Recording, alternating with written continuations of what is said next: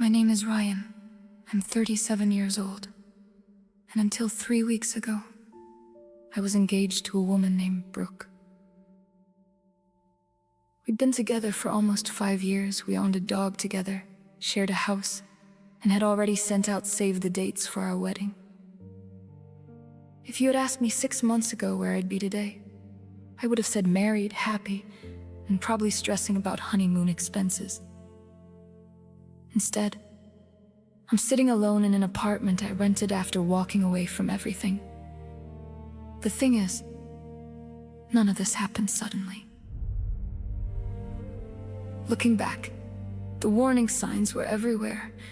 The biggest one was Brooke's older sister, Kelly. Kelly never liked me. I couldn't tell you exactly why. Maybe it was because I wasn't rich. Maybe because I worked a normal job while the men she admired drove luxury cars and talked about investments at dinner parties. Whatever the reason, she made sure I knew I wasn't good enough. Every family gathering felt like an exam I hadn't studied for. She'd ask how work was going, then immediately mention some friend's husband who had just made partner at a law firm. If I talked about buying something for the house, she'd bring up a couple she knew who had just purchased a vacation property. Everything was a comparison, and somehow, I always lost. The worst part wasn't Kelly. It was Brooke's silence. Whenever Kelly made one of her comments, Brooke would laugh awkwardly, change the subject, or tell me later that her sister was just joking. I accepted that explanation for years because I loved her. I told myself family was complicated. I told myself Kelly would eventually come around. I was wrong. Because 3 weeks ago, during a family barbecue, Kelly stopped pretending she was joking. And for the first time, Brooke stopped pretending she disagreed with her. The morning after our breakup, I started canceling the wedding. The venue was first then.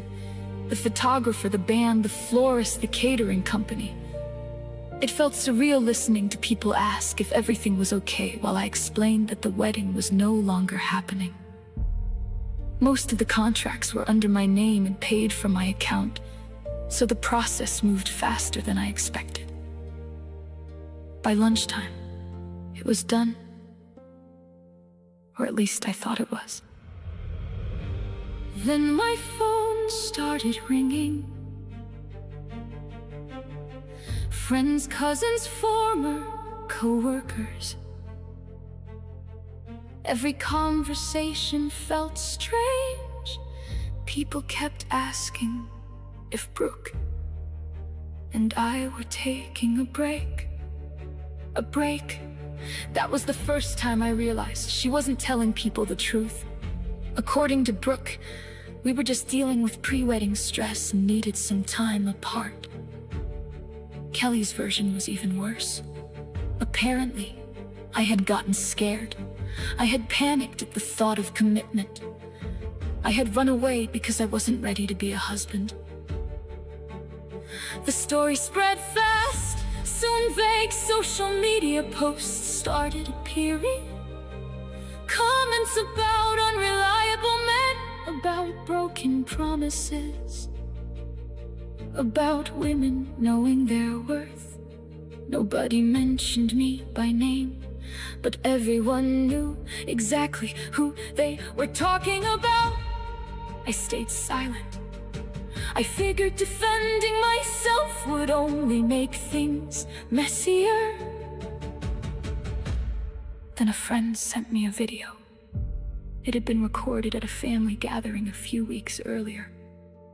In it, Kelly was standing with several relatives, drink in hand, laughing while she mocked me. She joked that Brooke was finally waking up and realizing she deserved someone better. Several people laughed. One person even raised a glass. The video spread through group chats within hours. I still said nothing, but 2 weeks later, I learned something that changed everything. Brooke's bachelorette trip to Miami was still happening. And somehow, I had paid for almost all of it.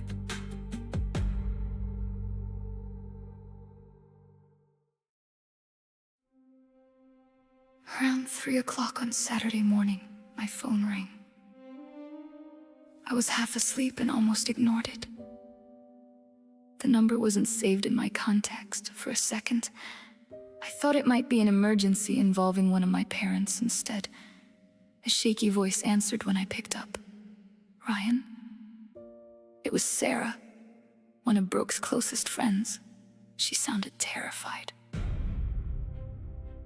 At first, she could barely speak. I could hear music in the background and people talking over each other. After a few minutes, she finally calmed down enough to explain why she was calling. What she told me made my stomach drop. Brooke hadn't accepted the breakup, not at all. According to Sarah, she genuinely believed our wedding was still going to happen. Even after I canceled vendors, even after I moved out, even after I took back the ring. Brooke had secretly started contacting people and trying to rebook parts of the wedding. She was convinced I would eventually come to my senses. "She keeps saying you'll show up," Sarah told me. "She thinks you love her too much to humiliate her in front of everyone." I sat up in bed. For the first time since the breakup, I felt something that wasn't anger. It was fear. Then Sarah told me the worst part. Kelly had spent the entire weekend feeding the fantasy. According to her, men always come back. Men always fold under pressure. Men always choose the easier path. And Brooke believed every word. But things got darker. Hours earlier, after several drinks, Brooke had made a comment that shocked everyone in the group. She said that if I didn't show up on the wedding day, she'd tell people I ruined her life and spent years treating her badly. The room had gone silent. Even her friends were disturbed. Before ending the call, Sarah sent me screenshots. As I read them, my blood ran cold. Brooke and Kelly were already planning how to make me the villain. And suddenly, this wasn't just a breakup anymore. The morning after Sarah called, I stopped treating the situation like a messy breakup. I treated it like a threat. The screenshot showed Brooke and Kelly discussing ways to control the narrative if their plan collapsed. Some messages were vague, others weren't. One message from Kelly read, "If he doesn't show up, make sure everyone knows what he put you through." Another said, "People always believe the crying bride." That was enough for me. I contacted an attorney that afternoon. After reviewing everything, he gave me simple advice. Save everything, every text, every email, every screenshot, every voicemail, anything that could prove what had actually happened. Then I made one more call. Brooke's parents. The conversation lasted nearly an hour. At first, they were confused. As far as they knew, the wedding was still happening. Brooke had convinced them that we were simply working through a temporary rough patch before the ceremony. When I forwarded the screenshots, the silence on the phone was immediate. Her father asked only one question. "These are real?" Every one of them. 3 hours later, he was on a plane to Miami. What happened afterwards spread through the family like wildfire. Sarah kept me updated. Brooke and Kelly were confronted in front of relatives and friends. For the first time, people heard the complete story. Not Kelly's version, not Brooke's version, the truth. Several relatives openly criticized Kelly for years of interference and manipulation. Others questioned Brooke about the lies. Even some of her closest friends started distancing themselves. Then, 4 days later, an email arrived. It was from Brooke. 3,000 words. Apologies, excuses, regret, blame. Everyone was responsible, except her. Her sister, her stress, alcohol, family pressure. Anyone but Brooke. I read every word. Then I deleted it. And that's when she finally snapped.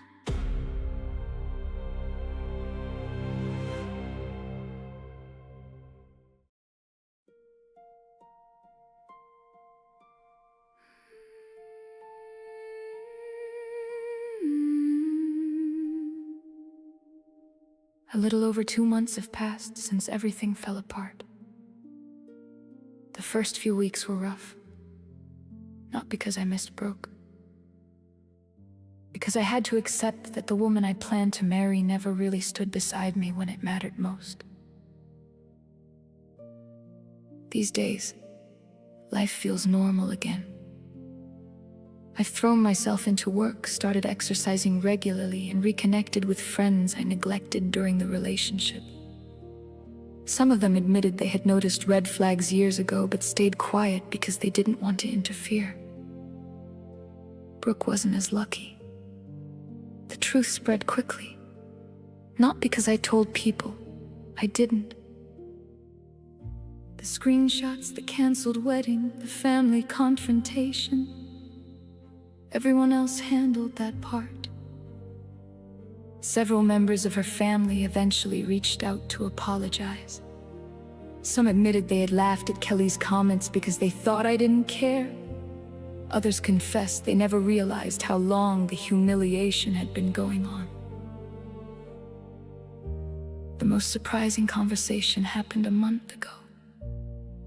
I ran into one of Brooke's former friends at a coffee shop. She told me Kelly had spent years convincing Brooke that relationships were about status, image, and social standing according to her. Brooke slowly started measuring people by what they could provide instead of who they were.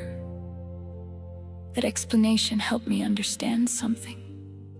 Brooke probably loved me, but she didn't respect me. And without respect, love eventually becomes meaningless. Today, I don't feel angry. Mostly, I feel relieved. Relieved that the truth came out before the wedding instead of after it. Sometimes the most painful endings save you from even worse futures. And if I learned anything from all this, it's simple. The right person will never stand quietly while someone else convinces them that you're a mistake. My name is Ryan. I'm 37 years old. And 3 weeks before what was supposed to be the happiest day of my life, everything I believed about my future collapsed. For a while, I thought that was the tragedy.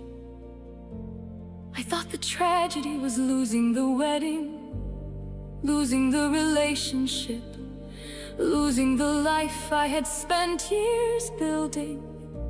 But time has a way of changing perspective.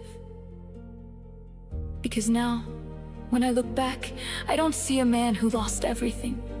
I see a man who finally stopped ignoring what had been happening all along. The comparisons, the insults, the excuses, the silence. Every moment I convinced myself wasn't important. Every moment I told myself things would eventually get better. Every moment I chose hope over reality. The wedding never happened. The marriage never happened. And for the first time, I'm grateful for that. Because some mistakes become permanent the moment you sign the paperwork. Some warnings only make sense after you've survived them. And some endings arrive disguised as disasters. Only later do you realize they were rescues. Today I don't feel angry. I don't feel betrayed. I don't even feel sad. I just feel free.